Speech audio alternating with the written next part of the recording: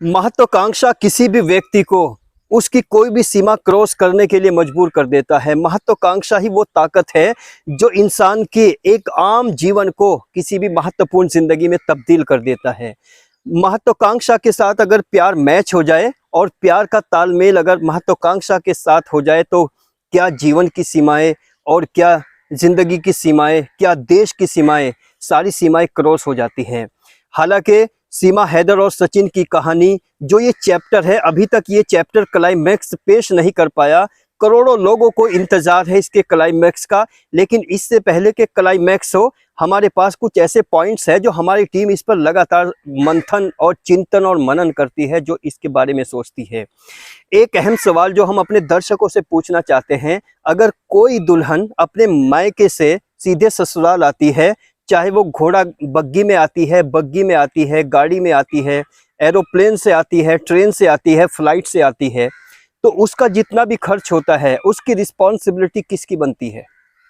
बनती है लड़का पक्ष की, बनती है उसके प्रेमी पक्ष की, आशिक पक्ष की।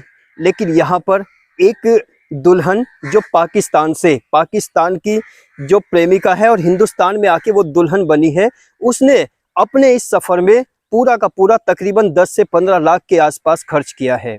तो क्या सचिन की रिस्पॉन्सिबिलिटी नहीं बनती कि जो हैदर की पेमेंट है, जो हैदर का पैसा है, चूंकि उसने सब कुछ जो लुटाया है, सब कुछ जो बेचा है वो हैदर का है, तो उसको वापस किया जाए। दूसरे एक बात और है जो हम लगातार सुनते हैं, चूंकि मेन स्ट्रीम मीडिया, हर मीडिया पर एक रोना रोया जाता है कि सचिन के घर पे सिर्फ 3 चेयर दिखाई दी है, बाकी कुछ भी दिखाई नहीं दिया। अगर सचिन का प्यार पिछले 3 सालों से लगातार परवान चढ़ रहा था और जब उसको पाकिस्तान से इंडिया लाने की प्लानिंग थी, तो कहीं ना कहीं उसके मन में पिछले कुछ महीनों से ये चल रहा होगा, तो क्या उसका फर्ज नहीं बनता था कि उसके लिए अपनी कुछ तैयारी करे, कुछ प्रिपरेशन करे, घर पे कोई बेड डाले, घर पे फैसिलिटीज़ मुहैया कराए? लेकिन उसने ऐसा कहीं कुछ भी नहीं कराया। या तो उसका ये एंटरटेनमेंट था, या वो लास्ट स्टेज पे से पहले उसको अपने घर तक लाने के लिए पूरे तौर से तैयार नहीं था। जब था तो सडनली आनन फानन में उसने ऐसा किया। अभी एक रिपोर्ट में देखा है कि एक मकान मालिक बोल रहा है कि मेरे दो महीने का रेंट है, लेकिन 1 महीने का रेंट मुझे मिला है, 1 महीने का अभी बाकी है। जबकि कहते हैं कि हमें इन्हीं के साथ जीना है, जीना मरना है। यानी वन साइडेड सेक्रीफाइस बहुत ज़बरदस्त है, लेकिन अगर सेकंड साइड की बात करें तो वहाँ सेक्रीफाइस हमें कम नज़र आता है।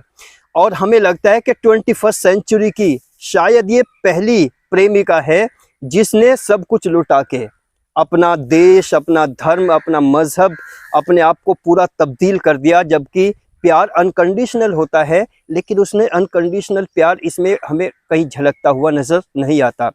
प्यार की कंडीशन ये नहीं होती कि आप अपने आप को कन्वर्ट करिए, आप अपनी तहजीब को बदलिए, आप अपने मजहब धर्म को बदलिए, लेकिन उसने अपने आप को चेंज कर दिया। यहाँ पर एक बात और निकलती है कि उसको पता था कि हिंदुस्तान में अगर मुझे सचिन के साथ एडजस्ट करना है, सचिन के साथ रहना है, तो यहाँ रहने के लिए मुझे अपने आप को कैसे ढालना है। यहाँ पर ये बात निकल के आती है।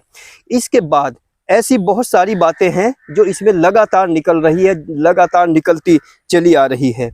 और उसने अपने आप को पूरा कन्वर्ट करके 150 करोड़ हिंदुस्तानियों के बीच सरेआम खुल के कहा है कि मैं भारतीय हूँ, मुझे भारतीयता पसंद है और मैं सचिन के प्यार में यहाँ पर आई हूँ।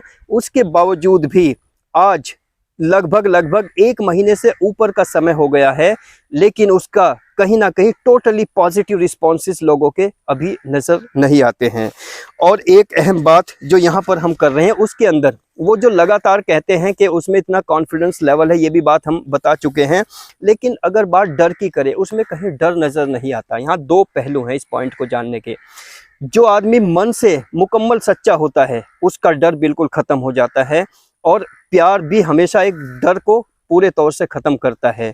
दूसरे जो फेथ है, जो आस्था है, कहीं ना कहीं कई पॉइंट यहाँ पर ऐसे निकले हैं, जैसे सीमा हैदर कहती है कि जब मैं वहाँ पर अपने कुछ डॉक्यूमेंट बनवाती थी पाकिस्तान में, तो लोग मुझसे रिश्वत मांगते थे। तो सचिन मुझे फ़ोन करके बात होती थी कि यहाँ के लोग तो बहुत अच्छे नहीं है, लेकिन हमारे इंडिया में कोई रिश्वत इस तरह की बात नहीं आती। तो यहाँ पर एक पॉइंट निकल के आता है कि कहीं ना कहीं सचिन ने हिंदुस्तान को लेके अपनी यहाँ के स्टेटस को लेके, यहाँ के एटमॉस्फेयर को लेके और अपने स्टेटस को लेके कुछ बात बढ़ा चढ़ा के की होगी। उसके ख्वाबों में सचिन नहीं, सचिन के साथ साथ इंडिया को भी उसके ख्वाबों के अंदर बसाया होगा। तो वो धीरे धीरे सचिन के साथ भारत से भी प्यार करने लगी। ये सिचुएशन लगातार बनती रही और बनते बनते यहाँ तक कि उसको इतना मोटिवेट किया गया, उसका इतना मोटिवेशन बताता है कोई महिला अपने 4 बच्चों को लेके, क्योंकि कोई भी महिला अगर उसने अपनी जेब से, भले ही उसके शौहर का पैसा है, उसके हस्बैंड का पैसा है, लेकिन अगर अपनी जेब से लगाया है उसके बाद अपने हाथ से उसको इन्वेस्ट किया है, तो वो इतनी आसानी से अपने मकान को बेच ही नहीं सकती। लेकिन उसने मकान को बेच के अपने बच्चों को लाके, कहीं ना कहीं वो ऐसे ख्वाब हैं जो अगर अल्टीमेट ओपिनियन को कभी चांस मिला तो सचिन से एक बार हम इंटरव्यू में ये बात ज़रूर पूछना चाहेंगे और इस बात को उठाना चाहेंगे। कोई ऐसी बात, कोई ऐसा ख्वाब, कोई ऐसे जज्बात ज़रूर उसके अंदर बनी बात होगी कि जिससे उसने मजबूरी नहीं, उसके अंदर एक शौक और जज्बा बना होगा, जिसकी वजह से उसने पाकिस्तान को छोड़ के सीधे यहाँ पर पहुँच गई। अब आते हैं उसके पिताजी पे।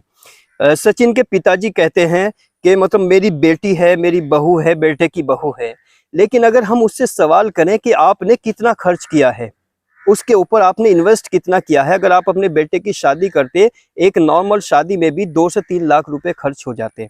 और एक पॉइंट और जो हम लगातार 1-1.5 महीने से देख रहे हैं, सीमा हैदर के पास 2 या 3 जोड़े कपड़े के हमें दिखाई देते हैं।